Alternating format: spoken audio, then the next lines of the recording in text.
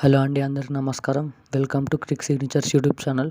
So ఈరోజు ఈ వీడియోలో అయితే తెలంగాణ యాసంగి రైతు పంటకు సంబంధించిన ఎన్నో ఎకరాలకైతే పూర్తిగానైతే డబ్బులు పడ్డాయో, ఇంకేమో ఎన్ని ఎకరాలకి అయితే పడలేదు, పూర్తి వివరాలు అనేది వీడియోలో తెలుసుకుందాం. పడని వారు ఏం చేయాలో, పడిన వాళ్ళు ఇంకా ఎన్ని ఎకరాలు ఉన్న వాళ్ళకైతే ఏం చేయాలో పూర్తి వివరాలు అనేది వీడియోలో అయితే తెలుసుకుందాం. వీడియోని అయితే చివరి దాకానైతే చూడండి.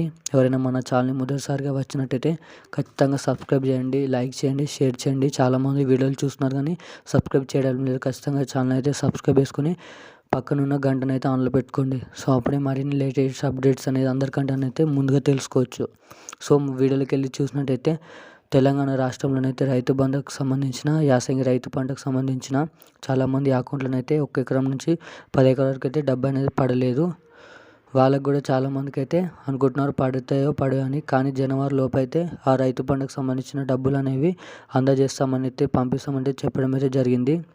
ఇంకా ఇప్పటికైతే చూసినట్టయితే 1 నుంచి 12 ఎకరాలకి అయితే డబ్బు అనేది జమ చేశారు, చాలా తక్కువ మందికి. సో మిగిలిన వారికి కూడా రానున్న రోజులలో, వారం రోజులలో జమ చేస్తామని అయితే అప్డేట్ అయితే ఇవ్వడం అయితే జరిగింది. సో ఇంకెవరైతే 1 ఎకరం నుండి 10 ఎకరాలకి అయితే ఎవరికైతే డబ్బు పడలేదో పెండింగ్ డబ్బులు అనేవి మీ ఖాతాలోనైతే జమ చేస్తామని అయితే చెప్పారు. ఎవరికైతే పడలేవో మీరైతే మీ బ్యాంక్ ఖాతాను అయితే చెక్ చేసుకోవాలని సూచించడం అయితే జరిగింది. మినిమం బ్యాలెన్స్తో అయితే మీ బ్యాంకులో అయితే డబ్బులు ఉంచండి, అప్పుడే మీరైతే డబ్బులు పడడానికి అయితే ఛాన్స్ ఉంటుంది. మరియు మీ బ్యాంక్ ఖాతాను అయితే అప్డేట్ అయితే చేయండి. సో ఈరోజు అప్డేట్ అయితే ఇది. వీడియో నచ్చినట్టయితే సబ్స్క్రైబ్ చేయండి, లైక్ చేయండి. Thank you guys.